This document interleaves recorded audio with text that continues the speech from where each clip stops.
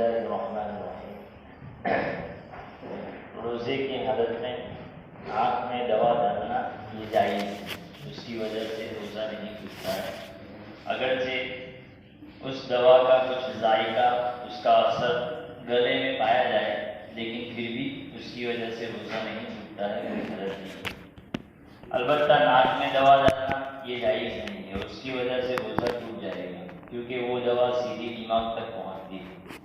اسی طرح کان کا مسئلہ بھی ہے، اگرچہ جدید اطباء اور ڈاکٹروں کی تحقیق یہ ہے کہ کان سے دماغ تک کا سیدھا راستہ اور براہ راست تعلق نہیں ہے، اور اس وجہ سے کان میں دوا ڈالنے سے روزہ نہیں ٹوٹتا، لیکن قدیم اور پرانے ڈاکٹروں کی تحقیق کے مطابق اس کی وجہ سے دوا دماغ تک پہنچ جاتی ہے۔ اس لیے احتیاط اسی میں ہے کہ مجبوری نہ ہو تو کان میں دوا ڈالنے سے احتراز کرنا چاہیے۔ ہاں، اگر بہت مجبوری ہو تو ایسی صورت میں کان میں دوا ڈال دی تو اس کی وجہ سے اس پر عمل کر سکتے ہیں، روزہ نہیں ٹوٹتا۔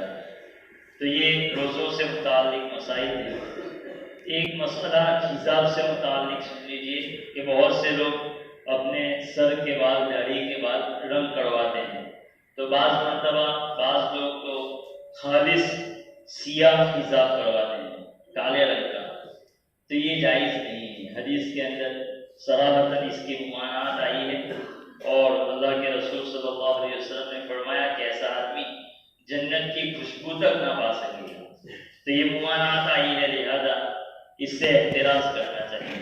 بعض لوگ یہ کہتے ہیں کہ اگر 40 سال کی عمر سے کم ہو، یعنی جوان ہو، اور جو بیوی کو خوش کرنے کے لیے اگر کوئی آدمی سیاہ حجاب کرتا ہے یا پھر دوسرا نکاح کیا ہے اور اس کی وجہ سے سیاہ حجاب کرنا چاہے تو کر سکتا ہے۔ حالانکہ یہ اگرچہ امام ابو یوسف رحمۃ اللہ علیہ کا ایک قول ہے، لیکن اس پر فتویٰ نہیں ہے۔ فتویٰ اسی پر ہے کہ صرف مجاہد کے لیے اجازت ہے کہ وہ میدان جہاد میں جوان، اپنے آپ کو جوان دکھانے کے لیے اور دشمنوں پر رعب ڈالنے کے لیے سیاہ حجاب کر سکتا ہے۔ اس کے علاوہ بیوی کو خوش کرنے کے لیے یا بیوی شوہر کو خوش کرنے کے لیے سیاہ حجاب نہیں کر سکتی ہے۔ یہ حکم مردوں کے لیے بھی ہے اور عورتوں کے لیے بھی ہے۔ دوسری زینتیں اختیار کر سکتے ہیں شریعت کی حدود میں رہتے ہوئے، لیکن جو چیز صراحتاً ممنوع ہو، ناجائز ہو، اس کا ارتکاب کرنا یہ جائز نہیں ہوگا۔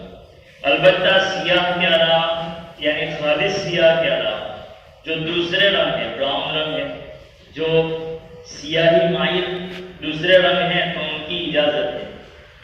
سر میں یا داڑھی میں اس رنگ کو کر سکتے ہیں، حجاب کر سکتے ہیں، لیکن شرط یہ ہے کہ وہ کلر جو بازاروں میں ملتے ہیں تو وہ ایسے ہونے چاہیے کہ اس میں کوئی ناجائز چیز استعمال نہ کی گئی ہو، اور دوسری بات کہ جب بالوں پر لگائے جائیں تو اس کی وجہ سے بالوں پر پڑ نہ جم جاتا ہے۔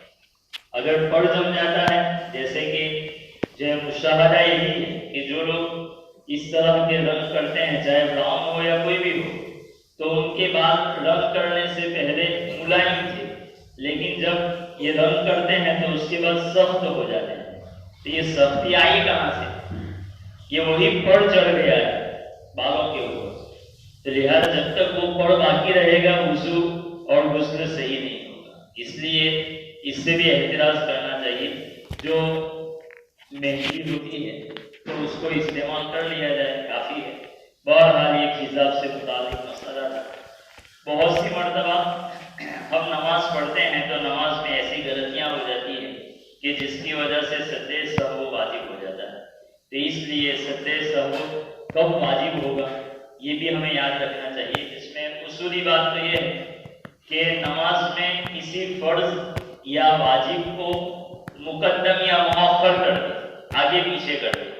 مثلا سورہ فاتحہ پہلے پڑھنی ہے اور سورت بعد میں ملانی ہے، لیکن کوئی آدمی بھول سے پہلے سورت پڑھ لے دوسری اور سورہ فاتحہ بعد میں پڑھ لے، یا رکوع جو فرض ہے وہ بعد میں کرنا ہے اور قرات یہ پہلے کرنی ہے، لیکن بھول سے پہلے رکوع کر لیا، قرات بعد میں کی، تو اس صورت کے اندر اس اس پر سجدے سہو واجب ہو جاتا ہے۔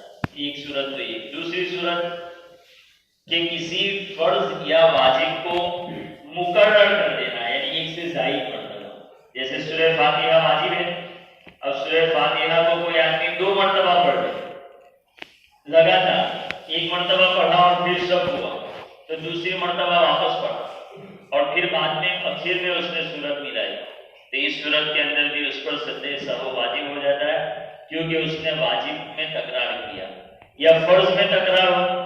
مثلا کسی رکعت میں 2 سجدوں کے بجائے 3 سجدے کر لیے بھول سے، تو اس صورت میں بھی سجدہ سہو واجب ہوگا۔ تیسری صورت یہ ہے کہ کسی واجب کی کیفیت بدل دے، یہ عام طور پر امام صاحب کے ساتھ مسئلہ پیش آتا ہے کہ سیدھی نماز ہے ظہر اثر، لیکن غلطی سے زور سے قرات شروع کر دی، جو واجب تھا آہستہ قرات کرنا تو اس میں تبدیلی آ گئی، زور سے قرات کر دی، تو اس کا مسئلہ یہ ہے کہ اگر 3 چھوٹی آیتوں کے وقت یا ایک بڑی آیت کے وقت زور سے قرات کر لے سری نمازوں میں، یا جہری نماز میں آہستہ قرات کر لے 3 چھوٹی آیتوں کے وقت یا ایک بڑی آیت کے وقت، تو اس صورت کے اندر سجدہ سہو واجب ہوگا۔